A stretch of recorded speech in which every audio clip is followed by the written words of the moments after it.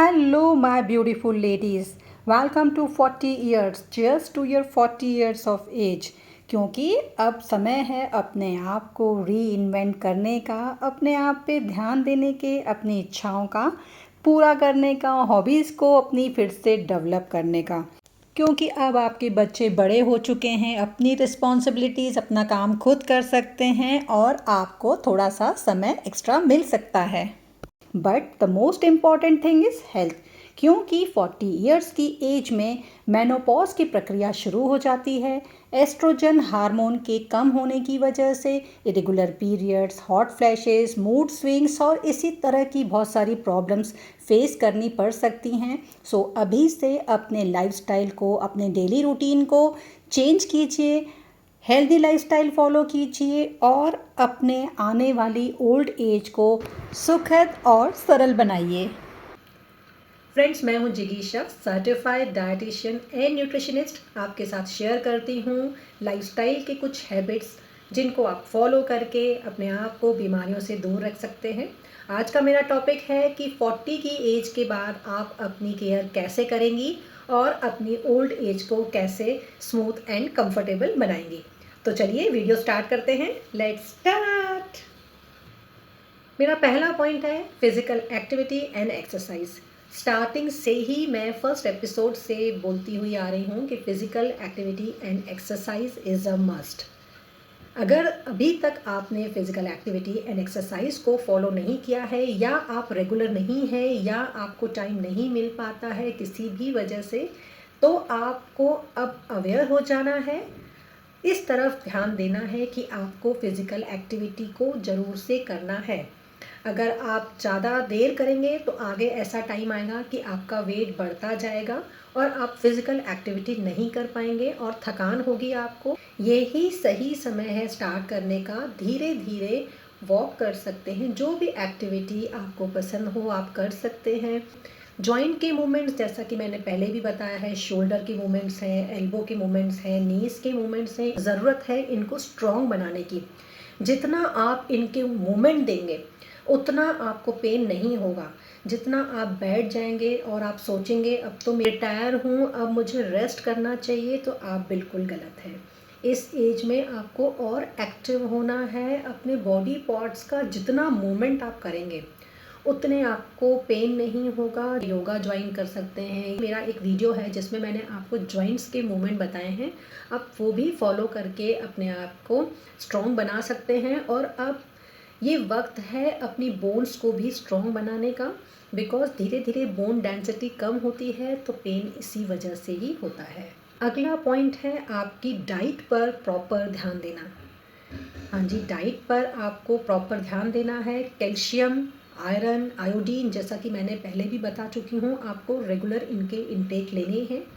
Pre menopause का time start हो चुका है और ये जो हार्मोनल चेंजेस होते हैं, एस्ट्रोजन हार्मोन जो होता है वो धीरे धीरे कम होने लगता है, जिसकी वजह से हमारी बॉडी में बहुत सारे चेंजेस आ सकते हैं।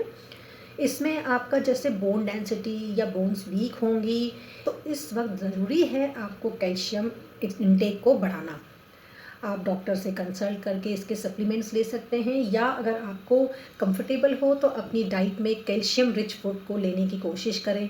दही का इस्तेमाल डेली अगर करते हैं अपने लंच में तो ये आपको बेटर रिजल्ट्स भी देता है। आयरन की कमी को भी पूरा करने के लिए आप आयरन के सप्लीमेंट्स ले सकते हैं, या आयरन आपकी डाइट में इंक्लूड कर सकते हैं। इसके अलावा street food, junk food, fried items, इनको भी अपनी डाइट से कम करना है और आपको अपना हेल्दी लाइफस्टाइल के लिए हेल्दी फैट लेना है, जिसमें आपको होल ग्रेन्स हों या सीड्स हों, उनको अपनी डेली डाइट में शामिल कीजिए। फाइबर की क्वांटिटी को बढ़ा दीजिए।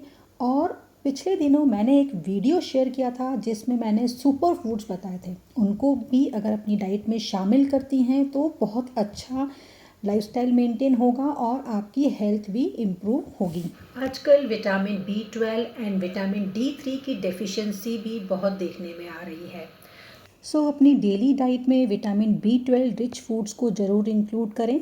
सप्लीमेंट्स भी ले सकते हैं ताकि आने वाली परेशानियों से बचकर रह सकें।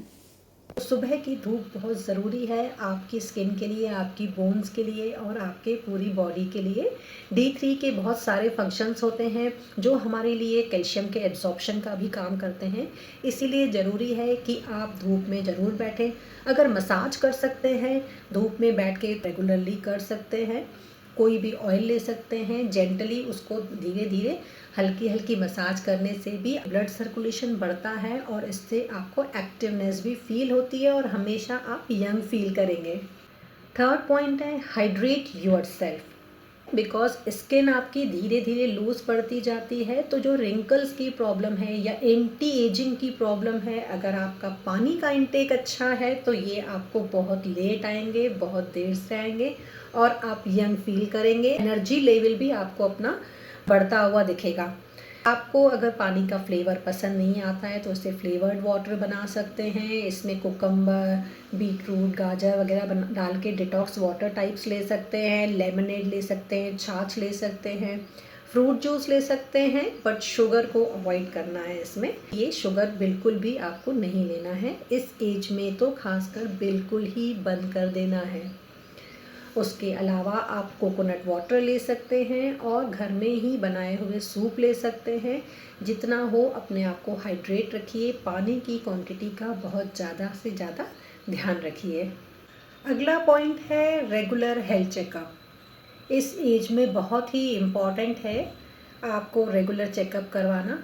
ईयरली भी करवा सकते हैं। अगर आपकी रिपोर्ट्स नॉर्मल आती हैं तो टेंशन मत लीजिएगा, खुश होइए कि आपकी रिपोर्ट्स नॉर्मल आई हैं। अगर रिपोर्ट्स में कुछ अप डाउन होता है या वैल्यूज़ में कम ज़्यादा होता है तो आप इनिशियल स्टेज पर इसका पता लगा के अपनी बीमारियों को ठीक कर सकते हैं और मेडिसिन्स पर न जाके नेचुरल चीज़ों से भी, अपनी डाइट से भी इन चीज़ों को इम्प्रूव कर सकते हैं। डायबिटीज़ को, शुगर लेवल को, कोलेस्ट्रॉल लेवल को कम कर सकते हैं। बिकॉज ये टाइम ऐसा होता है जब ये एस्ट्रोजन हार्मोन की वजह से आपका जो कोलेस्ट्रॉल लेवल है बढ़ने के चांसेस होते हैं।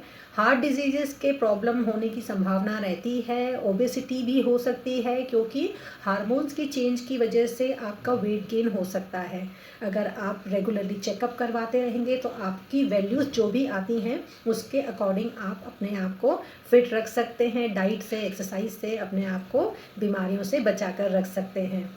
कैंसर जैसी प्रॉब्लम है उसको आप ठीक कर सकते हैं अगर आपको इनिशियल स्टेज पे पता चल जाता है। ऐसा ना हो कि बहुत देर हो जाए और जब सिम्टम्स आना स्टार्ट होते हैं तो बहुत इजीली नहीं आते हैं, धीरे धीरे ये जो बीमारियां हैं डेवलप अंदर ही अंदर होती रहती हैं और बहुत बाद में इसके सिम्टम्स आते हैं। सो इट इज़ इम्पॉर्टेंट कि आप पीरियोडिकल चेकअप ज़रूर करवाएं।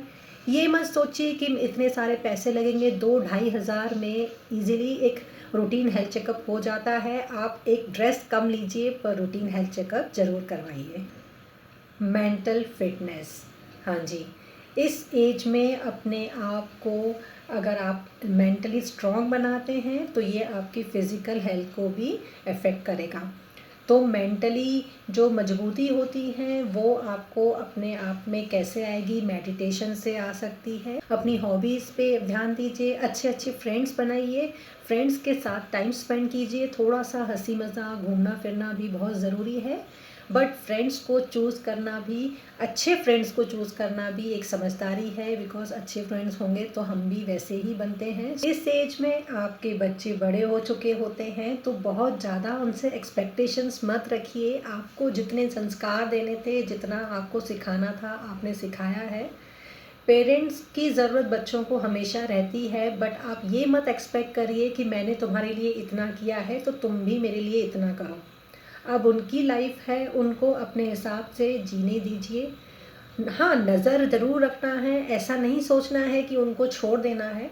हमें टाइम टू टाइम वॉच भी करना है अपने बच्चों को, गलत राह पे जाने पर उनको रोकना भी है। पर बहुत ज़्यादा टोका टाकी या स्ट्रिक्टनेस या बहुत ज़्यादा एक्सपेक्टेशन मत रखिए। आपने अपनी ज़िंदगी जी ली है, अब उन्हें अपनी ज़िंदगी जीने दीजिए अपने हिसाब से। सो हमेशा पॉजिटिव रहिए, अपनी किस्मत को बार बार मत कोसिए। बिकॉज़ बहुत सारी लेडीज़ की आदत होती है, वो बोलती हैं कि मैंने तो इतना कुछ किया, मुझे कुछ नहीं मिला, मैंने सबके लिए इतना किया।